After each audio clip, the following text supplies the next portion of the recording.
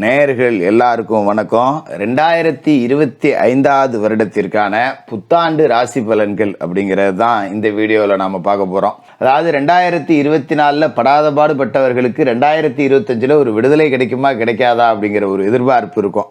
கடன் அடையுமா, வீடு கட்டுவோமா, திருமணம் நடக்குமா, இப்படி ஆளாளுக்கு ஒரு எதிர்பார்ப்பு.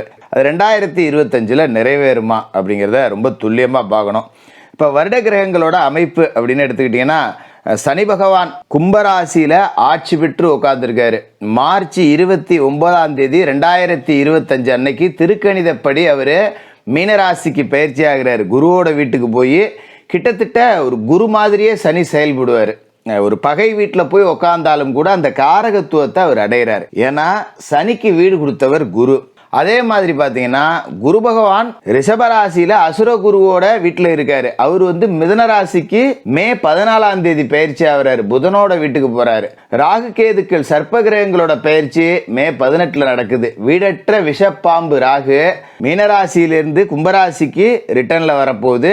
சனி மாதிரி ராகு செயல்பட போறாரு. கேது எங்க இருக்காருன்னு பார்த்தீங்கன்னா கன்னி ராசியிலேருந்து சிம்ம ராசிக்கு அதே நல்ல வரப்போறாரு. இந்த கிரக அமைப்புகள் ராசி மாற்றங்கள் அப்படிங்கிறது கிட்டத்தட்ட ஒரு கடைசி வாய்ப்பு அப்படின்னு தான் எல்லா ராசிக்காரர்களுக்குமே சொல்லணும். ஏன்னா இந்த சனி பயிற்சிக்கு முன்னும் பின்பும், ராகு கேது பயிற்சிக்கு முன்பும் பின்பும், குரு பயிற்சிக்கு முன்பும் பின்பும், இப்படி பிரித்து பார்த்தோம்னா எல்லாருக்குமே ஒரு கடைசி வாய்ப்பு அப்படிங்கிறது இந்த வருஷத்துல கிடைக்குது. கெட்டியா பிடிச்சிங்க, விட்டுறாதீங்க. எல்லாருக்கும் புத்தாண்டு வாழ்த்துக்கள். கடகராசி நேயர்களே, உங்களுக்கு இந்த 2025வது வருடம் புத்தாண்டு எப்படி இருக்கு அப்படின்னு பார்த்தோம்னா ஒன்றும் சொல்கிறதுக்கு இல்லை அப்படிங்கிற மாதிரி தான் இந்த வருஷத்துக்குள்ளேயே நீங்கள் நுழைவீங்க.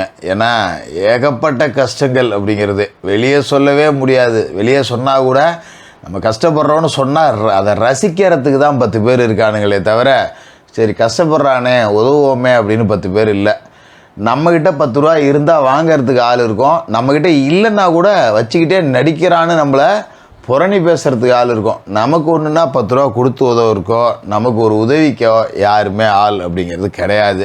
இப்படி ஒரு மோசமான காலகட்டம். எதனால் அப்படின்னு பார்த்தீங்கன்னா, உங்களோட ராசியில் அஷ்டம சனி. ஒரு பழமொழியே சொல்லுவாங்க பார்த்தீங்களா, அகப்பட்டவனுக்கு அட்டம சனி அப்படின்னு. அதாவது அஷ்டம சனி அப்படின்னாலே ஏகப்பட்ட சிக்கலில் நாம் அகப்பட்டுக்குவோம் அப்படிங்கிறது தான் இந்த அஷ்டம சனி அப்படிங்கிறது. அப்படிப்பட்ட அஷ்டம சனி காலகட்டம் அப்படிங்கிறது உங்களுக்கு ஓடிக்கிட்டு இருக்கு. அதாவது ஒரு மனிதனுக்கு பிரச்சனை அப்படிங்கிறது ஒரு விதத்தில், 2 விதத்தில், 3 விதத்தில் இப்படி வந்துட்டு போகும் வரும். 4 திசையிலையும் பிரச்சனை, 4 திசையிலையும் தோல்வி, அவமானம், கடன் பிரச்சனை, ஆண்களுக்கு பெண்களால் பெரிய பழி, பெண்களுக்கு ஆண்களால் பெரிய பழி, கணவன் மனைவிக்குள்ளே பிரிவு, சில பேருக்கு டைவர்ஸ் வரைக்கும் கூட போயிருக்கும். இப்படி சோதனையை மட்டுமே ஒரு வாழ்க்கையாக வச்சுக்கிட்டு வாழ்கிற கொடூரம் அப்படிங்கிறது இப்போ கடகராசிக்காரர்களுக்கு நடந்தது. இதுக்கு மேலே அப்படி இருக்காது, நீங்கள் கவலைப்பட வேணாம். அதாவது இந்த காலகட்டத்திலே பார்த்திங்கன்னா குரு பகவான் உங்களோட ராசிக்கு லாபஸ்தானத்தில் இருக்கார். லாப வீட்டில் குரு இருக்கார். எத்தனாவது இடத்துல? 11வது இடத்துல. ஆனாலும் அம்மாஞ்சல்லிக்கு பிரயோஜனம் இல்லை. ஏதோ 10 ரூபா காசு வந்தாலும் கூட வருது போகுது, ஆனால் மனசில் நிம்மதி இல்லை. பல பேர்கிட்ட காசே இல்லை. அப்படியே காசு இருக்கிறவங்களுக்கு மன நிம்மதிங்கிறது சுத்தமாக இல்லை. பணம் இல்லாதவங்க கூட நிம்மதியாக இருக்காண்டா, நான் பணத்தை வச்சுக்கிட்டு படாத பாடுபடுறேன்டா அப்படிங்கிற மாதிரி கஷ்டம் நஷ்டம் அப்படிங்கிறது எல்லாமே வந்திருக்கும். இதை எல்லாத்தையுமே மறந்துடுங்க. உங்களோட நரக வாழ்க்கைக்கு முடிவு சொல்ல வந்திருக்கக்கூடிய வருடம் தான் இந்த 2025வது வருடம். இந்த வருடம் தொடங்கி பார்த்திங்கன்னா அப்படியே கொஞ்சம் ஆவரேஜாக போயிட்டுருக்கும். இந்த அஷ்டம சனி அப்படிங்கிறது இந்த கடைசி கட்டத்தில் ஓரளவுக்கு நம்ம நன்மைகள் அப்படிங்கிறதையும் செய்வாங்க. கர்ம வினைகளின்படி வாழ்க்கையை நடத்துகிறவங்களுக்கு, பிற உயிருக்கு தீங்கு விளைவிக்காமல், பிறரை ஏமாற்றாமல், பொய் சொல்லாமல், உழைக்காமல், ஓப்பி அடிக்காமல் நல்லா உழைச்சிட்டு இதெல்லாம் செய்கிறவங்களுக்கு ஓரளவுக்கு நன்மைகள் அப்படிங்கிறதையும் கிடைக்கும். இப்போ இந்த மாதம் தொடங்கி மார்ச் மாதம் 29 ஒரு 90 நாள் நம்ம பல்ல கடிச்சிக்கிட்டு ஓட்டிட்டோன்னு வச்சிங்களேன் 2025. அதுக்கப்புறம் அற்புதமான யோக பலன்கள் அப்படிங்கிறது. ஏன்னா இந்த அஷ்டம சனி அப்படிங்கிறது மார்ச் 29 கழியுது. சனி பகவான் உங்களோட ராசிக்கு 8வது வீடான கும்பராசியிலேருந்து 9வது வீடான மீனராசிக்கு போயிடுறாரு. அப்பாடா அப்படிங்கிற மாதிரி நீங்கள் ஒரு நிம்மதி பெருமூச்சு விட்டுக்கலாம். இந்த 9ஆம் இடம் அப்படிங்கிறது சனி போகிற இடங்கிறது பாக்கியஸ்தானம், அதை மறந்துடக்கூடாது. பல வாய்ப்புகளை உருவாக்கி கொடுக்கக்கூடிய ஒரு ஸ்தானம், சொந்த வீடு கட்டக்கூடிய ஒரு ஸ்தானம். தந்தையார் மூலமாக உங்களுக்கு தந்தை வழி சொத்துக்கள் கிடைக்கக்கூடிய ஒரு ஸ்தானம். இப்படிப்பட்ட இடத்துல சனி உட்காந்து உங்களுக்கு சொத்து சுகத்தை உண்டாக்கி கொடுப்பாரு. பூர்வீக சொத்தில் ஏதாவது கேஸ் இருந்தால் ஜெயிச்சு கொடுப்பாரு. பாகப்பிரிவினைகள் சுமூகமாக முடியாமல் இழுபறியாக கிடந்ததுன்னா அது இப்போ சுமூகமாக முடியும். பிரிஞ்சு போய் அடிதடி பண்ணிக்கிட்டு இருந்த அங்காளி பங்காளி எல்லாம் இப்போ இதுக்கு மேலே ஒன்று சேருவீங்க. சரி, இப்போது எத்தனை காலம்தான் நம்ம அரடிக்கும் ஒரு அடிக்கும் நில சண்டை போட்டுக்கிட்டு இருக்கிறது, ஏதோ ஆளுக்கு பாதியாக பிரிச்சுக்கோம் போ அப்படின்னு சொல்லிட்டு ஒன்று கூடுவீங்க. ரொம்ப நாளாக பேசாமல் இருந்த சொந்தங்கள், சில தலைமுறைகளாக பேசாமல் இருந்த சொந்தம் கூட ஒன்று சேர்ந்து இப்போ ஒரு குலதெய்வ கோயிலுக்கு போய் முக்கியமான விசேஷங்கள் எல்லாம் செய்யலாம். அப்படி ஒரு காலகட்டம் அப்படிங்கிறது தான் இந்த மார்ச் மாதத்துக்கு பிறகு. அதோட இந்த மார்ச் மாதம் இப்படி இருக்குது அப்படின்னா மே மாதத்தில் 2 மிக முக்கியமான பயிற்சி இருக்குது. என்ன பயிற்சின்னு பார்த்தீங்கன்னா, மே 14 ரிஷபராசியில் இருக்கிற குரு பகவான் மிதுன ராசிக்கு போகிறார். லாப வீட்டிலேருந்து விரைய வீட்டுக்கு போகிறார்.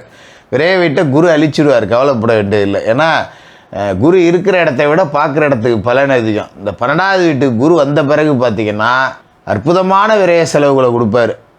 நம்ம சந்தோஷமாக செலவு பண்ணுவோம். வீடு கட்டலாம், பிள்ளைகளுக்கு திருமணம் செய்யலாம், வெளிநாட்டுக்கு அனுப்பி கல்வி பயில வைக்கலாம், பெரிய வீட்டுக்கு தேவையான ஆடம்பர பொருட்கள் நகை நட்டெல்லாம் சேர்க்கலாம். இந்த காலகட்டம் தான் நமக்கு ஒரு ஆடம்பர வாழ்க்கை அப்படிங்கிறத அமைச்சு கொடுக்கக்கூடிய ஒரு வாழ்க்கை அப்படிங்கிறதா இருக்க போகுது. இதே நேரத்தில் பார்த்திங்கன்னா குரு பகவானோட பார்வை அப்படிங்கிறது ராசிக்கு 4, 6, 8 இந்த வீட்டில் விழுந்துடும். குரு பயிற்சியான பிறகு குரு பார்க்குறதால 4வது வீடு, 6வது வீடு, 8வது வீடெல்லாம் புனிதம் அடையுது. 4வது வீட்டை குரு பார்க்குறப்ப சுகஸ்தான வலிமை அடையுது. இந்த அஷ்டமசனி காலகட்டத்தில் உடல் ஆரோக்கியம் பாதிக்கப்பட்டவங்க, சரும பிரச்சனைகளால் பாதிக்கப்பட்டவங்க, இவங்க எல்லாத்துக்கும் இதுக்கு மேலே குணமாயிடும். அதாவது இந்த 4ஆம் வீட்டில் குரு பார்வை விழுவுதுன்னா தாய் வழி ஆதரவு அப்படிங்கிறது உச்சத்தை கொடுக்குது. தாயாருக்கு உடல் ஆரோக்கியத்தில் இருந்த பிரச்சனை சரியாகும். தாயார் ஒரு நகை நட்டு வச்சுருந்தாங்கன்னா சேர்த்து நமக்கு கொடுப்பாங்க, இதை வச்சு பொழைச்சிக்க அப்படின்னு. தாய் வழி சொத்துகள் சிலருக்கு கிடைக்கக்கூடிய வாய்ப்பு. தாயார் வழியில் தாய் மாமன், இந்த அப்பா இந்த தங்கச்சிக்கு இந்த அக்கா சொத்து அப்படின்னு நம்ம கொடுப்பாங்க. அது மாதிரி தாய் மாமனால் நிறைய நன்மைகள் அப்படிங்கிறது நடக்கக்கூடிய ஒரு காலகட்டமாகவும் இருக்கும். இந்த 6ஆம் இடத்துலையும் குரு பார்வை அப்படிங்கிறது விழுவுது. 6 அப்படிங்கிறது கடன், நோய், பகை, எதிரிகளை குறிக்கக்கூடிய இடம். ருணரோக சத்துருஸ்தானம், எதிரிகள் ஸ்தானம். இந்த இடத்துல குரு பார்வை விழுவுதுன்னா நம்மளோட கடன் எல்லாம் அடைஞ்சு நிம்மதியாக இருக்க போகிறோன்னு அர்த்தம். இதுதான் பெரிய ஒரு முக்கியமான விஷயம். கடன் இல்லாத ஒரு வாழ்க்கை அப்படிங்கிறது உங்களுக்கு அமைய போகுது 2025. அதே மாதிரி உடம்புல நோய் நொடி இருக்காது, எதிராளிகள் இருக்க மாட்டாங்க. அலுவலகத்தில் வேலை செய்கிறோன்னா நம்மளை போட்டு கொடுக்குறனே 4 பேர் இருப்பான். நம்ம முன்னாடி நல்லது பேசிட்டு பின்னாடி போய் குழி பறிக்கிற வேலையை செய்வானுங்க.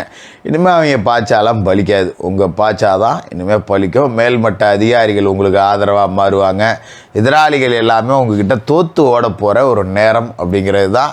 உடல் ஆரோக்கியத்தில் இருந்த பிரச்சனை அப்படிங்கிறதும் நல்லபடியாக இருக்கும். அதுமாரி 8ஆம் இடத்துலையும் அவரோட பார்வை விழுவுது. அப்படிங்கும்போது வாழ்க்கையில் ஒன்று கிடக்க ஒன்று நினச்சிக்கிட்டு மனசை போட்டு குழப்பிக்கிட்டு மனசை அலபாய விட்டுக்கிட்டு இதை செய்கிறதா அதை செய்கிறதா, இங்கே இவ்வளோ பிரச்சனை இருக்கே அங்கே அவ்வளோ பிரச்சனை இருக்கே அப்படின்னு குழப்பத்தோடு நிம்மதி இல்லாமல் தூங்காமல் கொள்ளாமல் கிடந்து உடம்பை கெடுத்துக்கிட்டவங்களுக்கு கூட ஒரு நிம்மதியான உறக்கம் வரும். வாழ்க்கையில் ஜெயிச்சிட்டண்டா அப்படின்னு ஒவ்வொரு நாளும் தூங்க போகும்போது இன்றைய நாள் நமக்கு நல்லபடியாக முடிஞ்சிருச்சு அப்படிங்கிற நிம்மதியோடு நீங்கள் போய் உறங்க போவீங்க. அப்படிப்பட்ட நாட்களாக இந்த காலகட்டம் அப்படிங்கிறது அமையும்.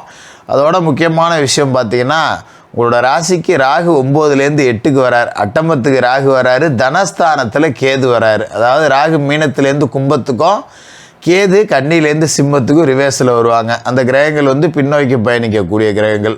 இப்போ இந்த அஷ்டமத்தில் ராகு இருக்கார் அப்படிங்கிறது நல்லதா கெட்டதா ஜோசியரை அப்படின்னா நல்லது தான், தப்பு கிடையாது, பயப்பட வேண்டியதில்லை. ராகு 8க்கு வந்தார் அப்படின்னா கூட பெரிய அளவில் பாதிப்புகள் அப்படிலாம் கொடுக்க மாட்டார். சின்ன சின்ன பிரச்சனைகள் அப்படிங்கிறது வரும். ஒரு அஜீரண கோளாறு, உணவு ஒவ்வாமை, சாதாரணமாக ஒரு வெளியில் போனோம்னா ஒரு பூச்சி கடிக்கிறது, இந்த மாதிரி இதெல்லாம் வரும். அதனால் கொஞ்சம் வெளியில் போகும்போது வனப்பகுதியெல்லாம் போகும்போது இந்த விஷ ஜந்துக்கள் கொஞ்சம் எச்சரிக்கையாக இருந்துக்கிறது அப்படிங்கிறது நல்லது. கேது 2ஆம் வீட்டுக்கு வராரு அப்படிங்கிறதால நிறைய ஆலய வழிபாடுகள்லாம் செய்வீங்க. பிரசித்தி பெற்ற ஆலயங்களுக்கெல்லாம் போவீங்க. நிறைய மந்திரங்கள் தெரிஞ்சுப்பீங்க. கடவுளை வணங்குறது எப்படி அப்படிங்கிறதுல உங்களோட சிந்தனை அப்படிங்கிறதுல தெளிவு பிறக்கும். இந்த மந்திரத்தை நாம் கற்றுக்கணும், இந்த கோயிலுக்கு போனால் இப்படி வணங்கணும் அப்படின்னு ஒரு பெரிய ஆன்மீகவாதியாகவே நீங்கள் மாறுவீங்க. அந்தளவுக்கு வாழ்க்கையில் நல்லது நடக்கும். நம்ம கடவுளை நோக்கி பயணம் செய்கிறோம் அப்படின்னா, நம்ம அதை சார்ந்து சிந்திக்கிறோம் அப்படின்னாலே நமக்கு மனசு சுத்தமாக இருக்குது அப்படின்னு அர்த்தம். மனசு சுத்தமாக இருந்தது அப்படின்னாலே சகலமும் சுத்தமாக இருக்கும்.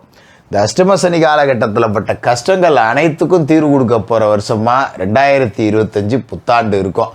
அதாவது பெரும்பாலும் பார்த்தீங்கன்னா அஷ்டம சனிங்கிறத அவமானப்படுத்தி இருக்கும். பெண்களுக்கு ஆண்களாலேயும், ஆண்களுக்கு பெண்களாலேயும். அது கணவனாக இருக்கலாம், அண்ணன் தம்பியாக இருக்கலாம். பெண்களுக்கு இந்த மாதிரி இருக்கும். ஆண்களுக்கு பார்த்திங்கன்னா மனைவி, இல்லை காதலி, இல்லை தாயார், சகோதரி, யார் மூலியமாக, இல்லை கூட வேலை செய்யக்கூடியவங்க மூலமாக, இப்படி ஏதாவது ஒரு விதத்தில் ஒரு வீண் பழிக்கு நாம் ஆளாயிருப்போம். அதை தொடச்சி எரிஞ்சு உங்களை கடனை எல்லாத்தையும் அடைச்சி கௌரவத்தோடையும் செல்வாக்கோடையும் பண வசதியோடையும் வாழ வைக்கக்கூடிய ஒரு வருடமாக தான் 2025 புத்தாண்டு இருக்கும். கடகராசிக்காரர்களுக்கு புத்தாண்டு வாழ்த்துக்கள்.